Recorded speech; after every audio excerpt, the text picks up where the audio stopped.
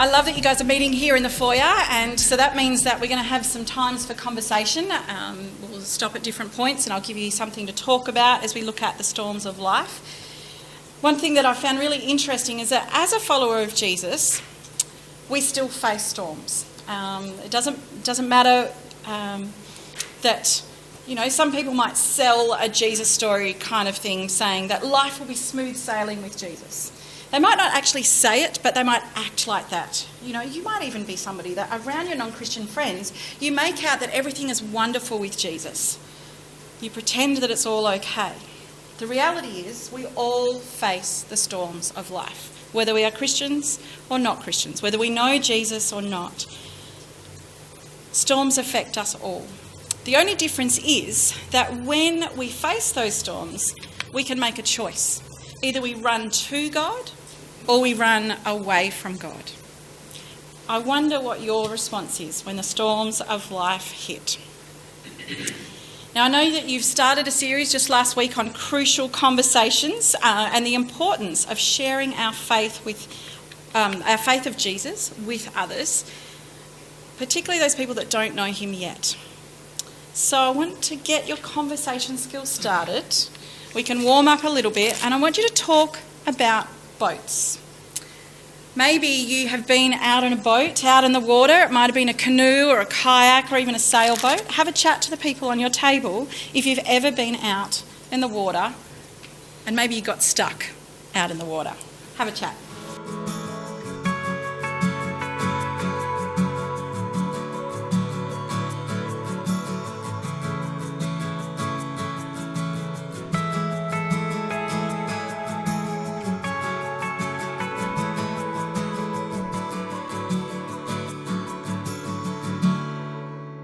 So we'll let you continue some of those conversations later. I have at times used a rowing machine in the gym, not for a while, I admit it, but it's not the same as actually being out there on the water.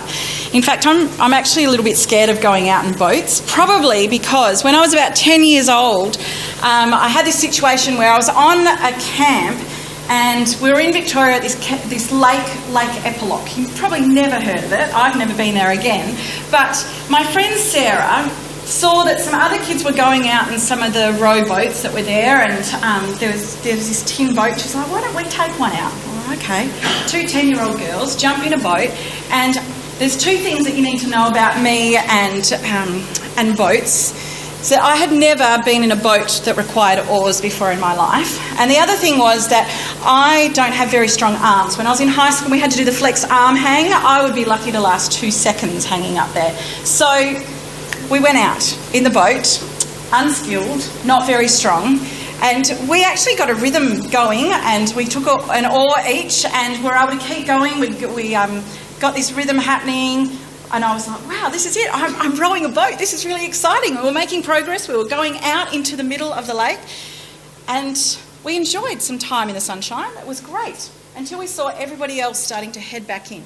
And then we had to work out how to manoeuvre the boat to turn and head back to shore. We managed to do that.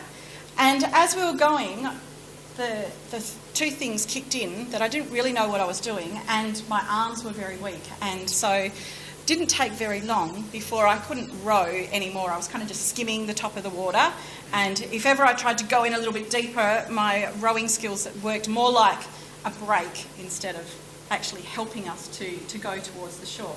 Does anybody know what happens if only one oar is working effectively? Yeah, you start going round and around in circles. So we were doing that for a little bit. Sarah tried to get 2 oars and have a go, but she was too small to be able to reach both sides, and she was kind of doing this kind of thing, but it wasn't really working. But we were also quite embarrassed that I was embarrassed that my skills were not good enough to be able to get us back. I was starting to feel a little bit scared. There were no big storm clouds coming and it wasn't getting dark, but I was worried about how we were actually going to get back to shore. We didn't call out for help, but once all the other kids were in and the leaders could see that we were still stuck out in the middle of the lake, they did send some people to rescue us. We needed help. We couldn't do it on our own. We needed somebody to come and rescue us. And now you might be familiar with an account in the Bible where the disciples find themselves out in the boat. This time, they actually faced a storm. And this account is in Matthew, Mark and Luke. You can look it up if you would like to, but let me tell you the story. This story happens after a really busy day. Jesus has been teaching. His amphitheatre was standing in a boat and people would be on the shore and his voice would project really well talking to the crowds. At the end of the day, he turns to his disciples in the boat and he says, "Hey, how about we go out on the water? Let's go out in the boat. We'll cross over the sea." So they did. Now, many of these guys were fishermen. They knew what to do. They knew how to row. They were strong. They knew how to navigate the water and get to shore on the other side. They did it all the time. So the disciples were out in the boat. It was probably a bigger boat than the little tin one I was in. They were out on the water, far from shore. And then suddenly, the storm hits. The wind and the waves are crashing all around them. They were being rocked in their boat and they became scared. These big, strong men were frightened for their lives. Maybe they were even a bit embarrassed that they'd got themselves into this situation. Perhaps a little bit like my situation of being out in the boat. They were scared and embarrassed. They needed help. They needed rescuing. They needed to find a way to get safely back to shore. They couldn't get out of this mess on their own. They needed the help of Jesus. This was a frightening situation, even for tough and experienced fishermen. And you know, there are times in our lives when we get ourselves in situations. Maybe we find ourselves somewhere that we didn't expect to be. We thought that we could trust our own abilities, like rowing a boat, saying, "I've got this." And then things go wrong. Circumstances change and we realise we haven't got a clue how to get ourselves out of the mess that we're in. Some storms are small, others are huge and overwhelming. Perhaps you thought that the fuel in your petrol tank was going to last a lot longer than it actually did. It can be a little bit embarrassing. Maybe you overcommit your finances and you suddenly realise you don't have enough money for everything. Or you send a message to somebody and it's misunderstood. Or you allow somebody to influence your decisions and you find yourself doing things that you really don't want to be doing. You might feel a bit scared or embarrassed and you need some help. You know, even older adults get themselves into situations too. We make choices and sometimes bad stuff just happens. Maybe your best friend moves away. Someone you love is sick. Or someone you thought was a friend turned out to be horribly mean and won't stop saying terrible things about you. Storm-like circumstances happen. They happen to all of us. I wonder if even COVID-19 has somehow been a storm-like experience for you. Maybe it's hit your family and knocked you completely out of what was normal. I want you to take a couple of minutes to share with those sitting with you a storm-like experience that has hit you.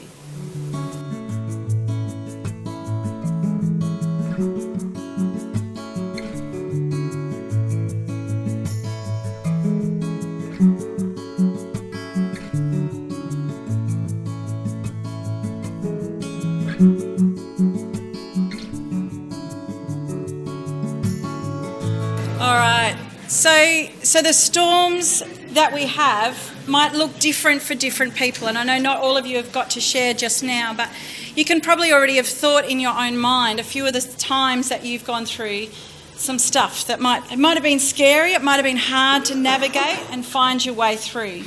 You might have asked somebody to help you so that you can make it safely through to the shore on the other side. Sometimes you just need somebody to hold on to you as you go through those tough times. We all go through times when we need help.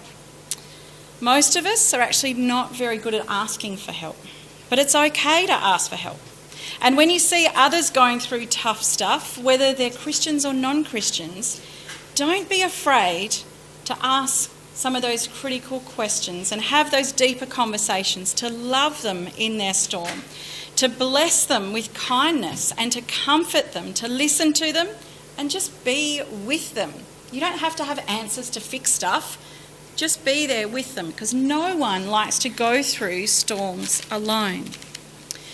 In this Bible account of the storm, when the disciples are out on the water, even as experienced fishermen who were strong and knew how to row their boat, when this storm hit, they were afraid, really scared, even terrified. They thought they might die. But the thing is, they were not alone. Jesus was there with them. Do any of you know where Jesus was? What was he doing while this storm was raging? Say it again.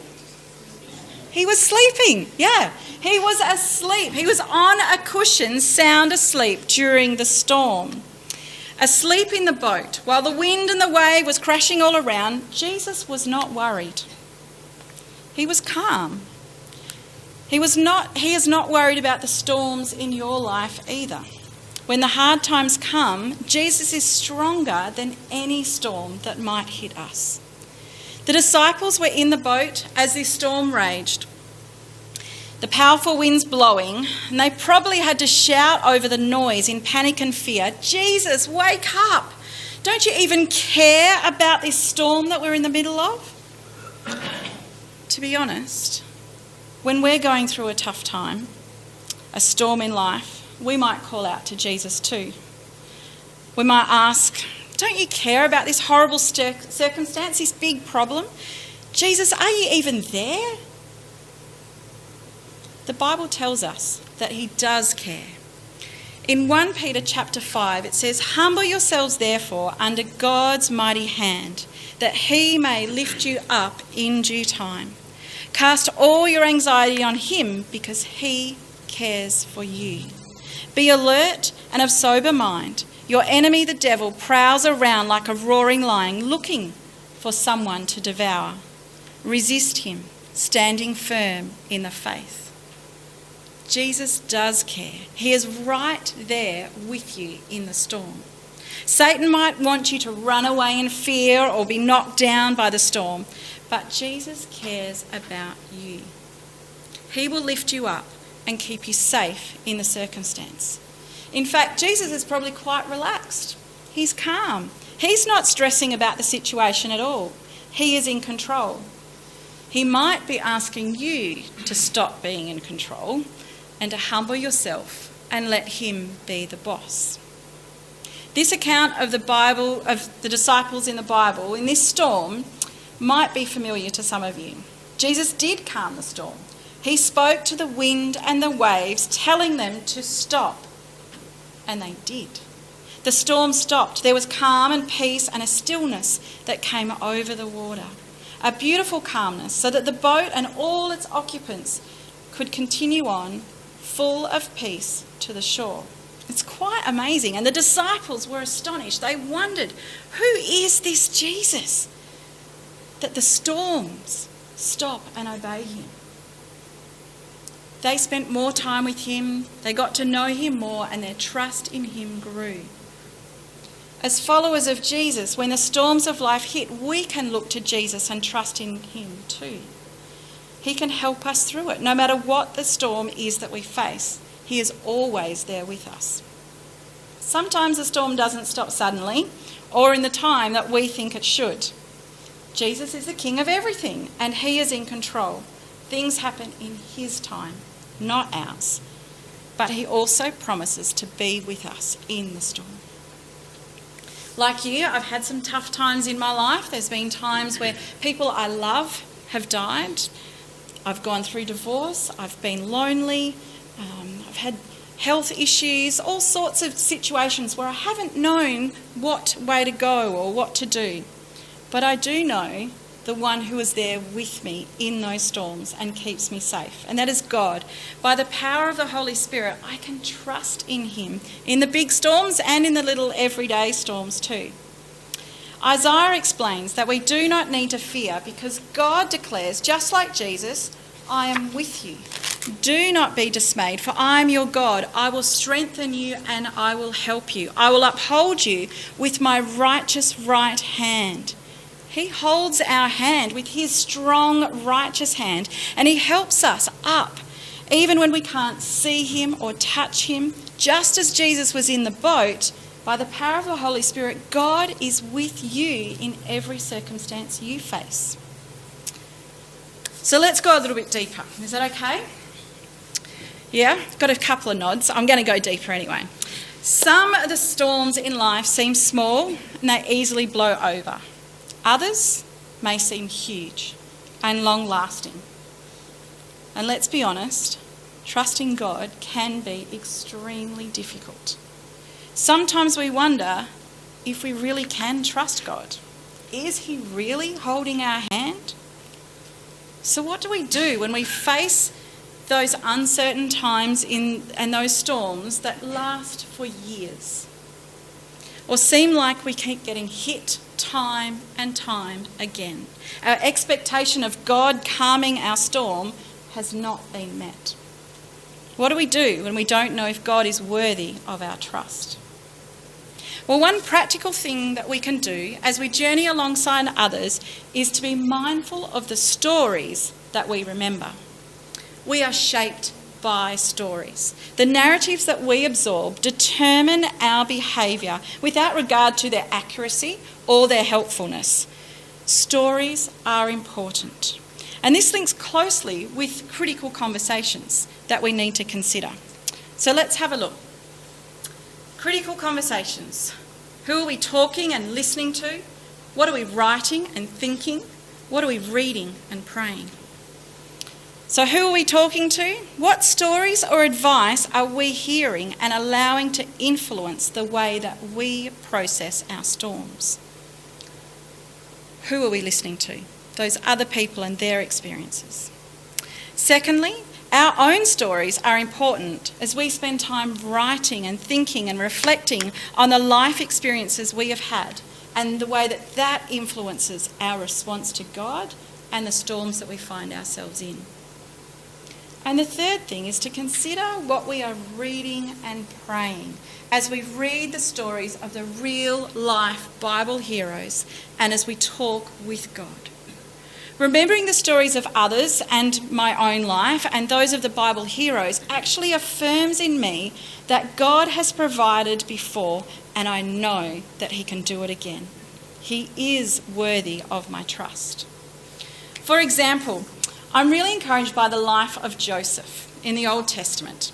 He was a young boy who was favoured by his father and despised by his brothers. They treated him terribly. Their family was a complete mess.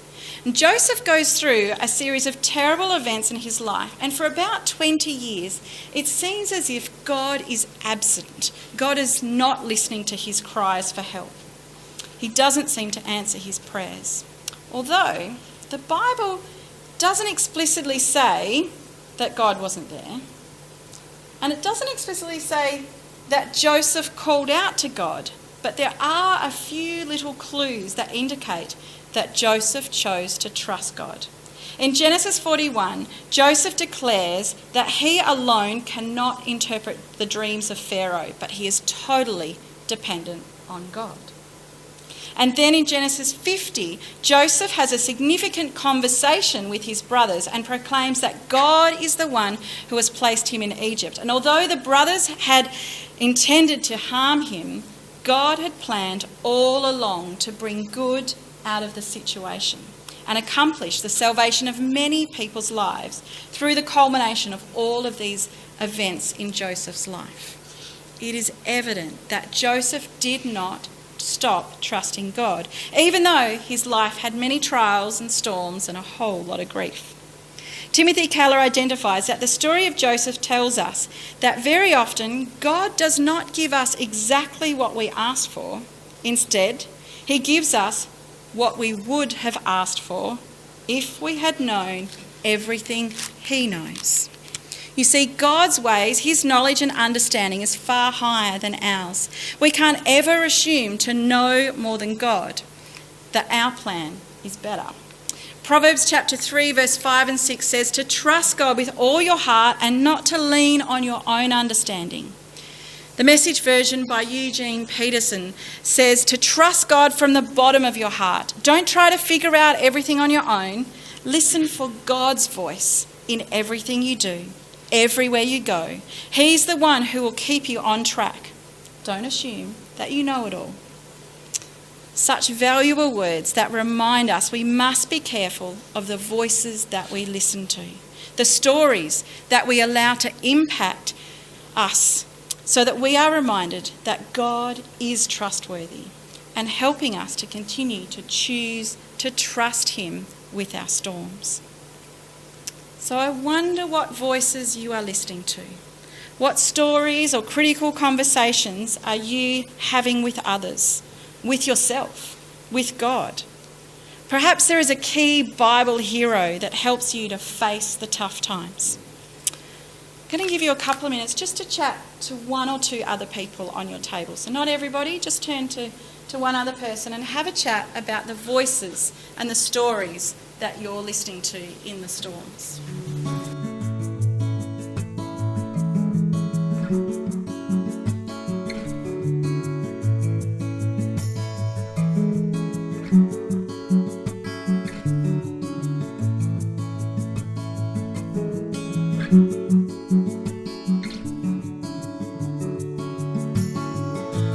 It is really important to consider who you are talking and listening to, what stories you're writing and thinking about, as well as what you're reading and praying through. Remembering the narratives of God's trustworthiness will not only help you to face the storms of life, but it will help your work colleagues, your uni friends, even family members that don't know Jesus yet. You see, they will notice the way that you handle the storms of life. The way you live speaks very loudly. Demonstrating your trust in God and being real in the storms, living out your faith, living out God's grace and hope will be an incredible witness as you journey alongside them in their storms too. So I wonder what trusting God looks like for you. For example, just borrowed the stool. I believe that this stool will hold me, but if I never sit on it, is that really trust?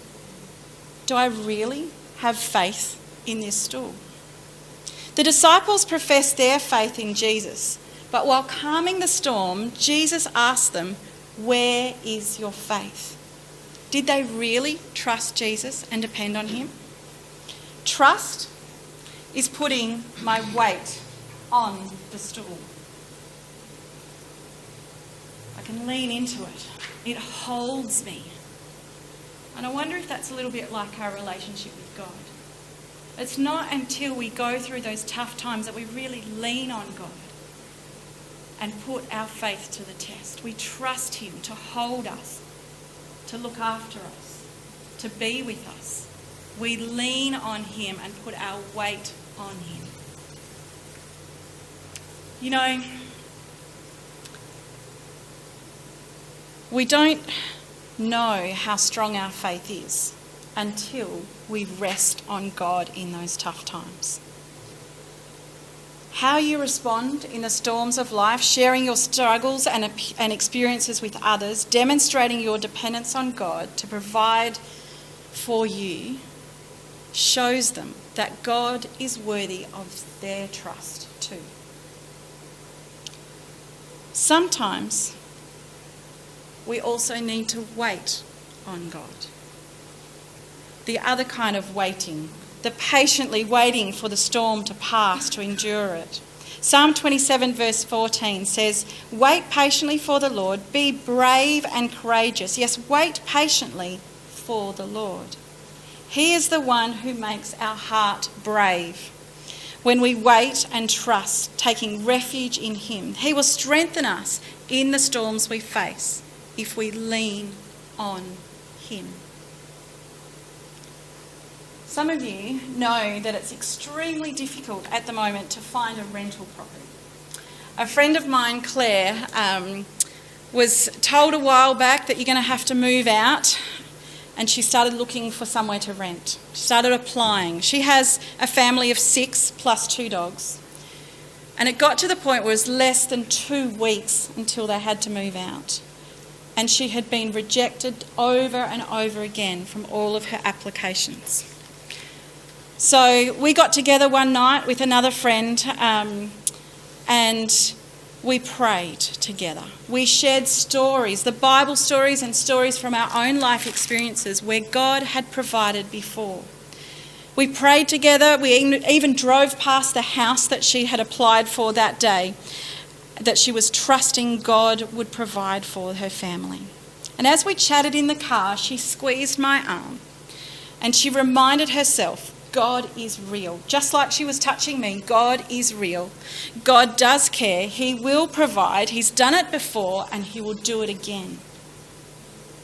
The very next morning, I received a message that Claire's family had been accepted for that house. And with great joy, I helped her pack up her kitchen and prepare to move.